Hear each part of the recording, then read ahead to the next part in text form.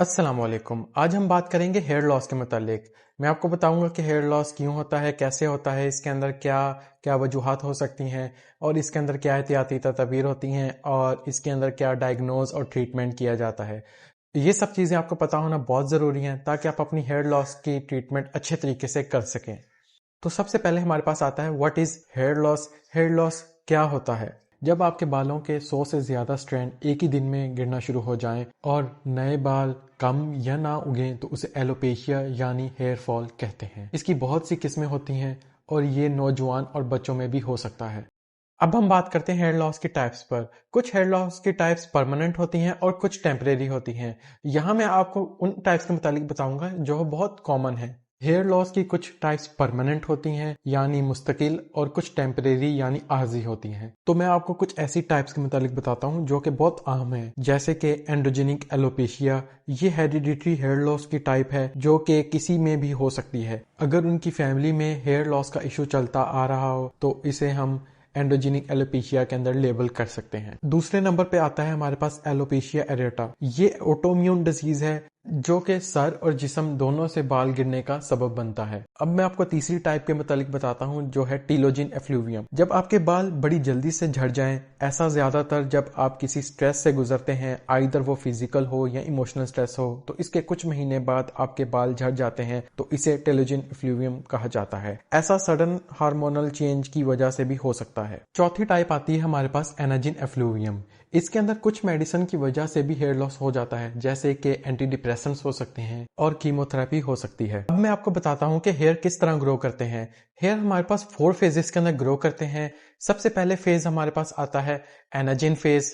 ये बहुत लंबा फेज होता है और इसे ग्रोइंग फेज भी कहा जाता है। ये ज्यादातर 2 से 8 साल तक के अंदर का होता है फेज। अब दूसरे नंबर पे जो फेज आता है वो हमारे पास होता है कैटाजिन फेज। ये शॉर्ट ट्रांजिशनल फेज आता है जिसमें हमारे हेयर के अंदर कुछ चेंजेस आती हैं। ये फेज हमारे पास 2 से 4 हफ्ते के अंदर चलता है। और फिर तीसरे नंबर पे जो फेज आता है उसे हम कहते हैं टीलोजिन फेज। ये शॉर्ट रेस्टिंग फेज होता है और ये हमारे पास 2 से 4 महीने के दौरानिया होता है इस फेज का। और चौथे नंबर पे आता है हमारे पास एक्सोजन फेज। ये शेडिंग फेज होता है, मतलब आखिर में जब रेस्टिंग फेज के बाद हमारे पास बाल शेड कर जाता है उसे हम कहते हैं एक्सोजन फेज। 90 to 93% जो स्काल्प हेयर्स हैं वो हमारे एनाजिन फेज के अंदर होते हैं यानी ग्रोइंग फेज के अंदर होते हैं। और साथ ही मैं आपको बताता चलूं कि हमारे बाल एक दिन में 0.3 to 0.4 मिलीमीटर पर डे के एवरेज रेट के मुताबिक बढ़ते हैं। हेयर लॉस के मुतालिक आपको इनके रिस्क फैक्टर्स का पता होना भी बहुत ज़रूरी है। तो सबसे पहला रिस्क फैक्टर हमारे पास जो आता है वो है family history. Age, weight loss या कोई भी मेडिकल कंडीशन हो सकती है।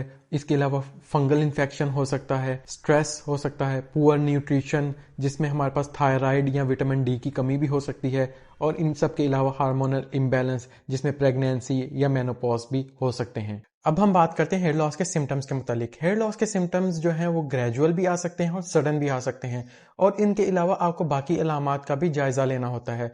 तो सबसे पहले अगर मैं आपको मेल पैटर्न बॉल्डनेस का बताऊं तो उसके अंदर हमारे पास रिसीडिंग हेयर लाइन आती है, और फीमेल में ज्यादातर हेयर्स जो है थिन होना शुरू हो जाते हैं, और कुछ हेयर लॉस पैचेस की शक्ल में भी हो सकता है।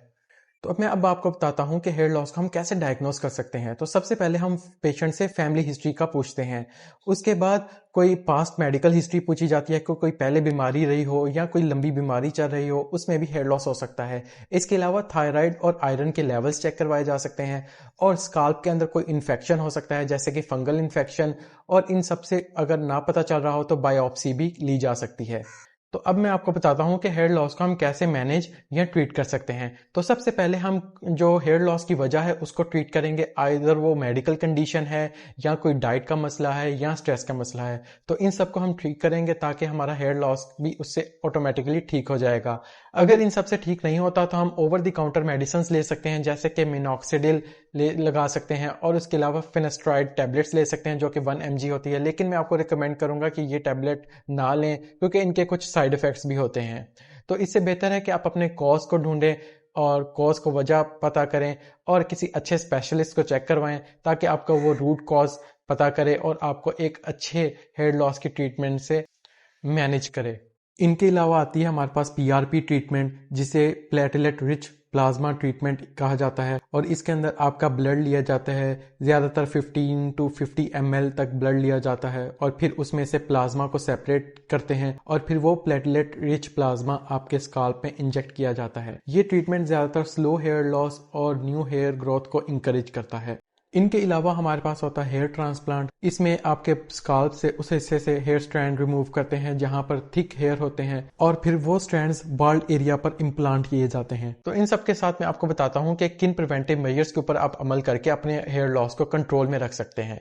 तो सबसे पहले अगर आप रोजाना बाहर जाते हैं ट्रैफिक और वहां पर मट्टी वगैरह होती है तो आप रोजाना शैम्पू करें, क्योंकि स्काल्प के अंदर नेचुरली भी ऑयल या सीबम प्रोड्यूस होता है जिसे साफ करना बहुत जरूरी होता है ताकि आपके बाल मजबूती से ग्रो कर सकें और उनको प्रॉपर न्यूट्रिशन मिल सके। इसके अलावा डैंड्रफ की वजह है तो उसको कम करें और हेल्दी डाइट मेंटेन करें, प्रोटीन और आयरन रिच डाइट लें और इसके अलावा स्ट्रेस को कम करें, थायराइड हार्मोन और विटामिन डी के लेवल्स बैलेंस रखें और उसके अलावा हेयर स्टाइलिंग और कलरिंग को अवॉइड करें, नेचुरल कलर्स इस्तेमाल करें।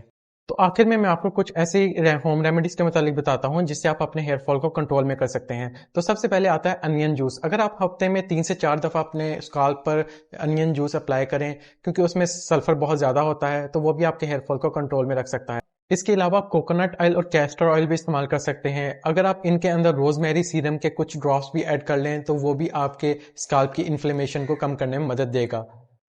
आज के लिए बस इतना ही। उम्मीद है आपको वीडियो पसंद आई होगी। अगर आपका कोई सवाल हो तो कमेंट सेक्शन में लाजमी पूछिएगा, मैं पूरी कोशिश करूंगा कि आपका जवाब दूं। तब तक के लिए अल्लाह हाफिज।